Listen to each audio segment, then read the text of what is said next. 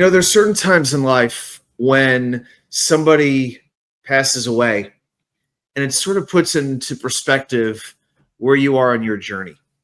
It could be a family member, it could be a friend, or it could be somebody that you basically grew up with. They didn't know you, but you knew them. Could be an athlete, could be a musician, could be an actor. Whoever your hero, your idol is when you're a kid. And for me, one of those idols was Hulk Hogan. I have been a fan of professional wrestling now for 40 years, and I'm about to turn 44 years old exactly 1 week from today. So I was born in 1981, which was about the perfect time to be born to see the expansion of professional wrestling, to see the WWF turn it into a national business as opposed to a territorial business. And the news comes down today that he passed away at the age of 71.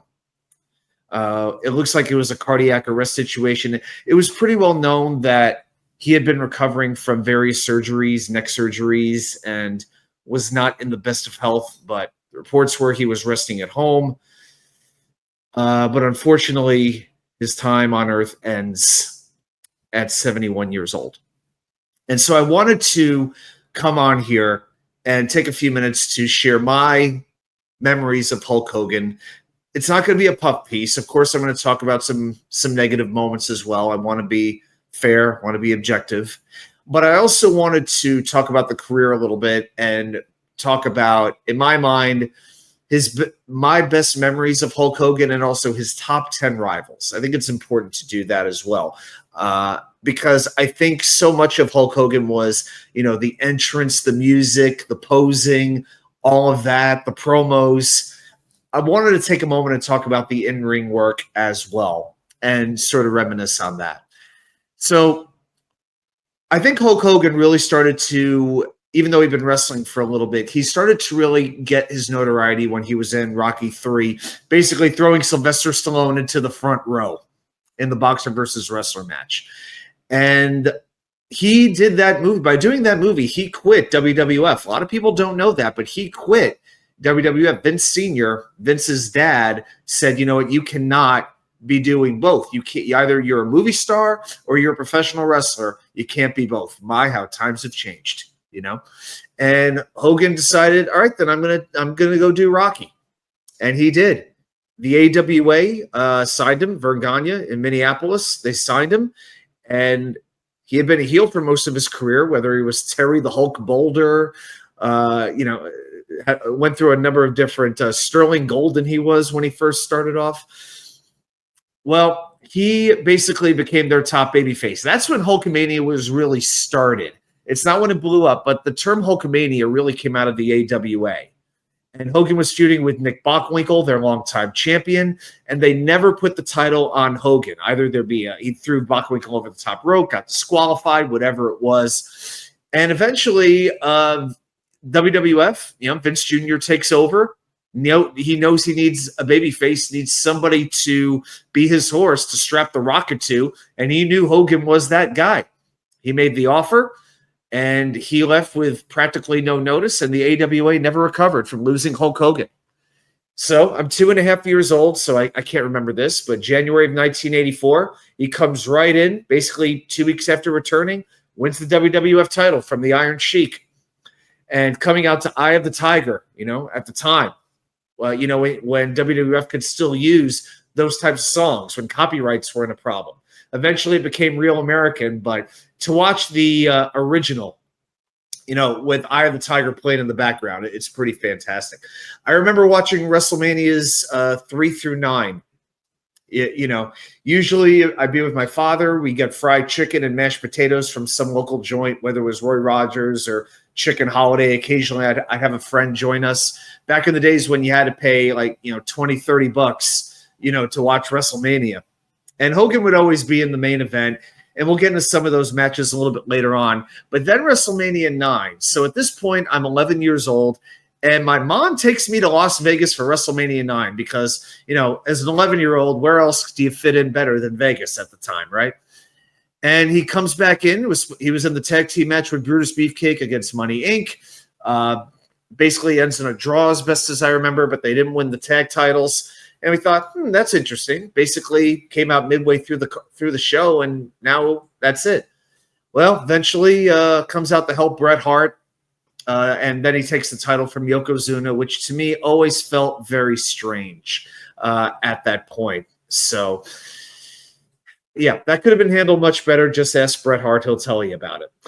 But as I started to get a little bit older in my teenage years, and I was watching WCW, I eventually found ECW around 1996. At that time, when you're a kid, you're just looking for something to grab your attention, something to believe in. When you're that young, you're not thinking about work rate and psychology. You just want something to connect to. And I felt that with Hogan. I really did. And we're now in a time in not just pro wrestling, but entertainment, when it's all about capturing attention, and it's harder to do it now than it ever was. Because let's be honest, as a society, we've got the attention span of a hamster on crack. Everything is about clicks on the internet, and there's so many different options for entertainment. So now you got to be flashier and all that kind of stuff. Hogan never really needed to do that. And the big question is, how do you really capture an audience nowadays? It's all about charisma, and it's something you can't teach. You either have it or you don't, and Hogan had it in spades. And he was also very, very smart from a business perspective. He knew what worked for him and what didn't work for him. And then when you have Vince McMahon marketing you and putting the whole machine behind you, I'll tell you what, Vince had his strengths and weaknesses. No question about that. But he was a marketing genius. He probably marketed better than he did anything else. And Jeff Jarrett, years later, said it about Hulk Hogan. When he was asked, what's the first thing you think of when you think of Hogan? He said, charisma plus intelligence equals success. And I think that sums up Hulk Hogan's early run very well. I remember the movies, No Holds Barred, which I probably saw about a dozen times, much to my parents' chagrin. Mr. Nanny, Suburban Commando, then the cameos in Spy Hard, Muppets from Space. Shockingly, none of those ever won any Oscars. Can't imagine why. So Hogan leaves, drops the title back to Yokozuna. Now, I remember 1993, I'm watching Thunder in Paradise religiously on TNT. It basically, I don't know why, but I was always watch Thunder in Paradise. It was a fun show with that crazy boat with all the technology. Carol Alt was pretty hot back in the day. And then he signs with WCW. I remember watching WCW Saturday Night in the spring of 94. And that little sports ticker comes across the bottom of the screen just like that. It's like, breaking news, WCW has signed Hulk Hogan, or however they said it. And right away, he gets a title shot. The trilogy with Ric Flair in Florida, then the prairies of Iowa, then the cage match in Detroit, where they both put their careers on the line, and Hogan won. But before long after that, the aura, as you would now say, of Hogan started to really wane. It had been the same act for 10 years, and it was getting tiresome. And at this point, I'm about 13 years old, at 14 years old, and I'm starting to look at different things, And you think about the presentation of Hogan. Slightly different music, slightly different Hulk Hogan logo, but it was the same matches, it was the same promo, the same colors. It was time for a change. And, as a kid, I'm looking at WCW. I'm watching Rob Van Dam and Taz, Sabu, the Eliminators, all this just crazy stuff. Rey Mysterio. I was starting to watch Lucha Libre as well. I'm seeing all kinds of new types of wrestling I'd never seen before. I'd see a little Japanese stuff, Chris Benoit, Eddie Guerrero, their matches in Japan.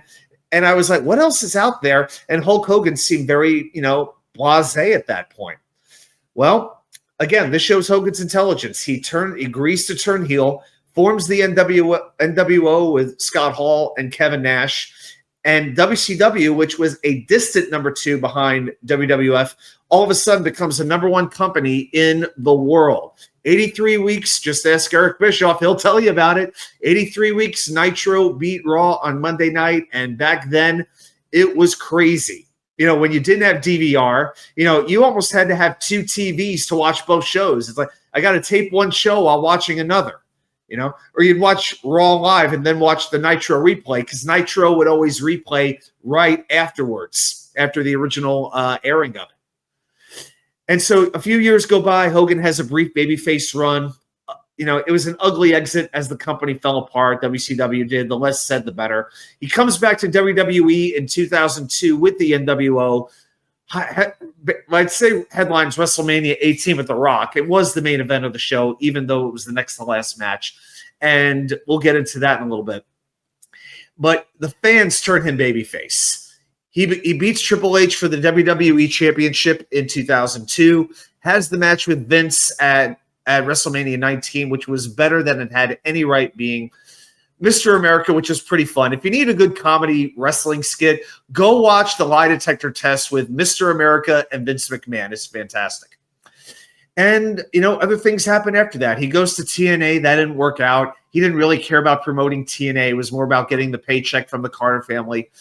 And there were a lot of negatives as well. He told a lot of tall tales. Like, people would call him an outright liar. Some of the best ones he told, that he was offered by Metallica to become their bass player way back in the day. That when he body slammed Andre the Giant at WrestleMania 3, he tore every muscle in his back. That he wrestled 400 days a year when you factor in time zone changes, and he was doing 2 shows a day. So when you do the math, he wrestled over 400 days a year. That he had the indoor grill deal, but he didn't get the voicemail from his attorney. So instead it was offered to George Foreman, who basically made $500 million off of it. There's no doubt Hulk Hogan is a very polarizing figure. No question about it. He made other mistakes. A lot of very shameful comments where he was taped without his knowledge. We all have our moments that are absolutely shameful if everything was out there on full display. And he had his, no question about it. They were made public, and there are those that choose to not get over it. That's their choice. And if that makes those people feel better to resent Hulk Hogan over it, God bless them. Not going to change their minds at this point. But I believe overall, my opinion, the positives outweigh the negatives. I choose to remember the hero of my youth, realizing that heroes are not perfect people. But you take the positives and you embrace them. The negatives, you acknowledge them and you go forward. He was the one that got me into pro wrestling, and I'm still a fan 40 years later.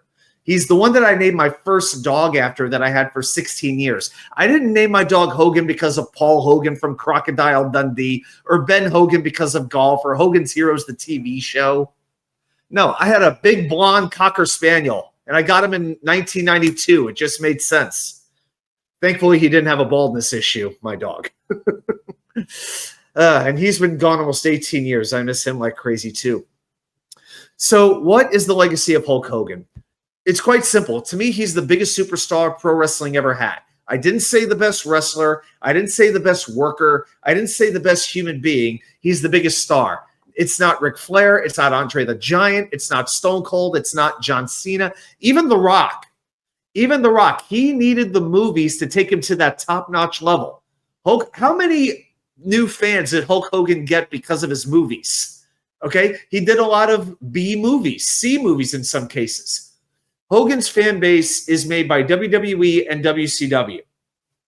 And I think the younger fans, the millennials, those who are in mid-30s and younger, even late 30s and younger, it's hard for them to truly understand just what he meant to the industry and how he changed it. If all you know is pay-per-views, WWF, stuff like that, it's like that's the way it always was. So I can understand if their perspective is a little bit different.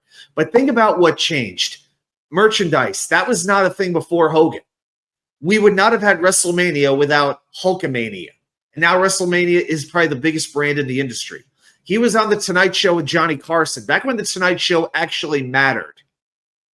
He was on the cover of Sports Illustrated when that mattered, when mainstream media never accepted pro wrestling. He transformed the business in a way no one else has, and whether you love him or hate him, you can't deny it. So I want to mention what I would say were Hogan's top 5 moments in pro wrestling. Number 1 would be his first WWE Championship victory, WWF at the time. And this was the beginning of Vince and Hulk when the WWF began to go national. This is Vince planting the seed and starting to slowly expand WWF around the country. It was a 5-minute, 23-second match when Hogan beat the Iron Sheik, the most hated heel at the time. Madison Square Garden, biggest possible stage back then. The job was done. Number 2, WrestleMania 3. There's a reason I've got the Pontiac Silverdome as my background. The body slam of Andre the Giant with 93,000 people in the building. Okay, it depends on who you talk to. It's the biggest moment in wrestling history. It was the biggest moment pro wrestling had at that time. WrestleMania outdrew the Pope. Okay? You know, the Pope was in the Pontiac Silverdome a week later, and WrestleMania got more people. Number 3 would be the Royal Rumble going into WrestleMania 6, and I'm just going in chronological order. So in 1990, what a story this was. The Royal Rumble when Hogan and Warrior faced off during the Rumble match, and the crowd just came unglued. And you were either Team Hogan or you were Team Warrior. I had a lot of friends in elementary school. We were divided over what was going to happen. If you were around that age, if you were around 10, 12, 15 years old, you didn't know what was going to happen because you never saw babyface versus babyface back then, let alone the 2 biggest ones in the company main eventing the biggest show of the year. And you never saw Hogan get pinned, like pinned clean. Okay. Of course, there was 88 with Andre and the twin referee controversy, you know, but that was different. This was a clean pinfall, which you never saw happen to Hogan. Number 4 would be the NWO heel turn. I couldn't believe when I heard about it. Now, I did not watch that particular show live, The Bash at the Beach. And, you know, you really didn't have social media back then. You didn't even have internet back then, widespread. So I didn't hear about it till the next day at school, and I thought somebody was lying. I thought somebody was just making the story up. You know, I didn't get it verified till I saw it that night, and Hogan came out on Nitro wearing all black.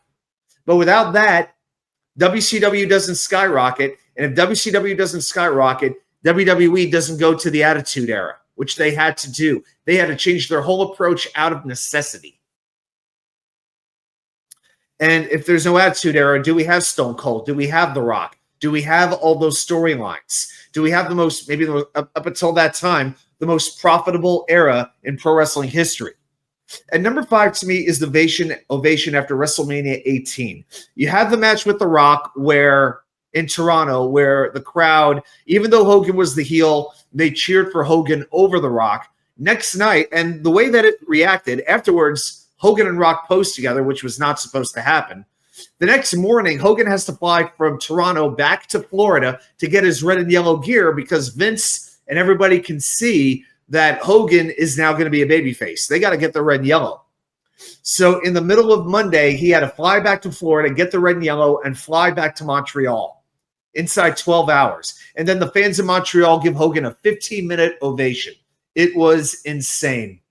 It was the full redemption.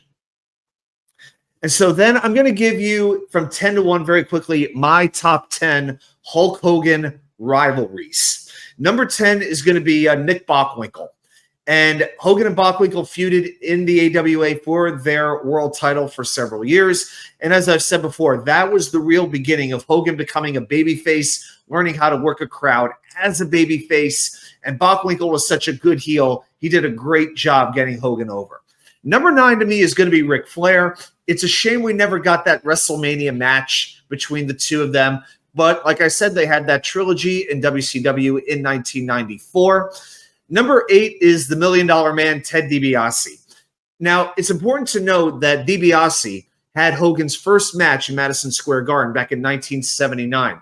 DiBiase was on his way back to Mid-South, back to Louisiana, back to Bill Watts. And on his way out, Vince Sr. tells him, we got this kid we've got high hopes for. We want to elevate him, and we trust you to put him over and do it the right way. And DiBiase did that. He made Hogan look like $1 million. And years later, DiBiase comes back to WWF as the $1 Million Man, and Hogan says, it's time for me to pay back the favor for what you did for me. And that led to an amazing feud with Hogan and DiBiase. It wasn't about pay-per-view matches, but you had the whole thing where DiBiase was going to buy the World Wrestling Federation Championship.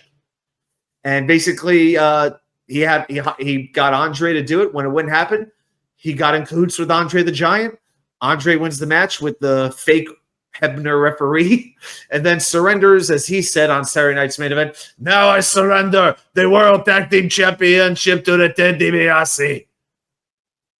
Number 7 to me would be The Rock. They only had 2 matches, but one of them was WrestleMania 18 in Toronto. And absolutely, like I said, legendary match. That crowd was so amazing. Like, if you watch that match with the sound off, it's nowhere near the same.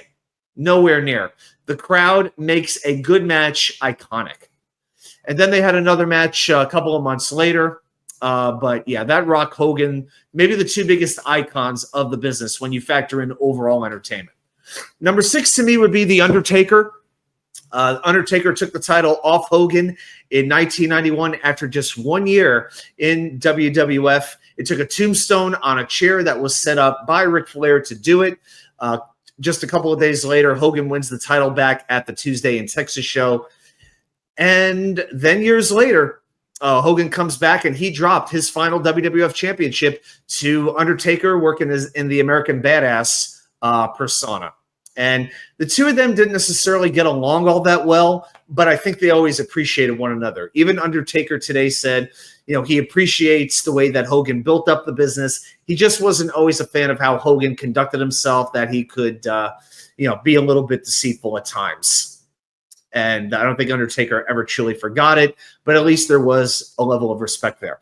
Number 5 for me is Vince McMahon.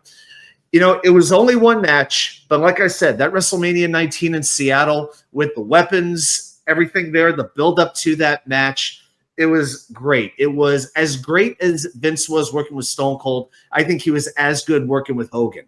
Just the hatred he had for Hogan for testifying at the steroid trials against him, even though that was all storyline, I thought that match was so much better than it had any right being. Hogan versus Vince. That's number 5. Number 4, Mr. Wonderful Paul Orndorff in 1986. Orndorff turned babyface heel several times, but then in 86, he became, shortly after the feud with King Kong Bundy ended at WrestleMania 2, Hogan and Orndorff started teaming up against Big John Studd, King Kong Bundy. But there was a little bit of dissension. Guys like Adrian Adonis would provoke it, basically, trying to provoke Orndorff, trying to get him to turn against Hogan. And eventually it worked with the clothesline, the pile driver, and they made a ton of money together, culminating in 2 matches. The big event in Toronto, which was at an outdoor stadium. I'm pretty sure it was Toronto. I know it was in Canada. And then Saturday night's main event where they had the blow-off steel cage match.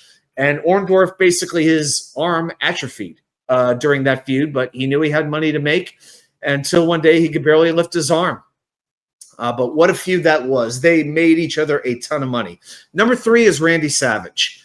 It was an absolute love-hate relationship between the two. I always thought Savage took things a little bit more personally, but the Mega Power story from early 88 pretty much all the way through really 1990 was a great story with Elizabeth being involved. I think Savage, being champion for a year and trying to fill Hogan's shoes while Hogan was away shooting movies. That was always there. Even in WCW, sometimes they would team, sometimes they would feud. Randy Savage records that rap album where he basically does a diss track on Hulk Hogan. So you never really knew what the deal was between them, but it was always a very intriguing rivalry. And those who weren't Hogan fans back in the 80s, they seemed to gravitate towards Savage, with his style of work, that he was a little bit lighter, quicker, very much a showman as well, with the colorful robes, with the pomp and circumstance music. Great rivalry with Hogan and Savage. Number 2 to me is Andre the Giant. WrestleMania 3, enough said. Saturday night's main event. We've already talked about it. They actually feuded. They actually had a match at Shea Stadium when Hogan was a heel and Andre was a babyface. So by no means was it their first match. But Andre had been the icon for so long that it took Andre turning heel after being babyface for so long to lift Hogan to that next level. And as Andre was coming to the end of his prime, that's what it was all about. And it was difficult between number 1 and number 2. I could have gone either way. But number 1, I'm going with Roddy Piper because that was really the rivalry that culminated at the first WrestleMania. Because if the first WrestleMania does not work out, they probably go into bankruptcy, does WWF. And Piper, he could still really work. Andre by the end was really wasn't very mobile. But Piper is one of the best promos in the history of the business. He knew how to get heat about as well as anybody ever has. In that 83, 84, 85, and early 85 span, he really, the war that settled the score, all these matches, the matches that broadcast on MTV, pro wrestling on cable TV, that was a big deal. And even years later, I mean, Piper got involved in that match with Vince that Hogan and Vince had at WrestleMania 19. So you can't leave that out too. So I think if you don't have Hogan Piper, because you need that, without the heel, you don't have the hero. Every hero needs a good heel. And if Piper doesn't help elevate Hogan the way he did, I wonder if Hogan would have been in the position to sell out the Pontiac Silverdome with Andre. So you could go Piper or Andre number one, but I'm going with Piper as my number one rival for Hulk Hogan all time. So, wow, I didn't know I was going to go this long talking about the Hulkster, but yeah, that's the way it goes sometimes. So rest in peace, Hulk Hogan. Thank you for all you did and all you gave to the business. And hopefully he's in a better place and he is at peace, and all the best to his family. Everybody, no, I'm not acknowledging Hogan Knows Best or any of that crap. I'm not acknowledging the reality show. So I will have a cold one for Hogan a little bit later on. If we can get this on. Yeah, there we go. There we go. The Hogan's Body Shop koozie. It's not coming out perfectly with the light, but it is. There it is. Yeah, the Hogan's Beach Shop koozie from Clearwater, Florida. So I'm going to have a little bit of this a little later on. So everybody, thanks so much for watching. Be sure to check the channel out. Join me Wednesday night, 6 p.m. for the live show where we talk a whole lot of Jets and whatever's going on in New York sports. Please like, subscribe if you haven't already, and share with a friend, a family member, an enemy. Doesn't matter to me. Everyone, thank you so much. I'll see you right back here with more content from you know where, the Wicker Chair.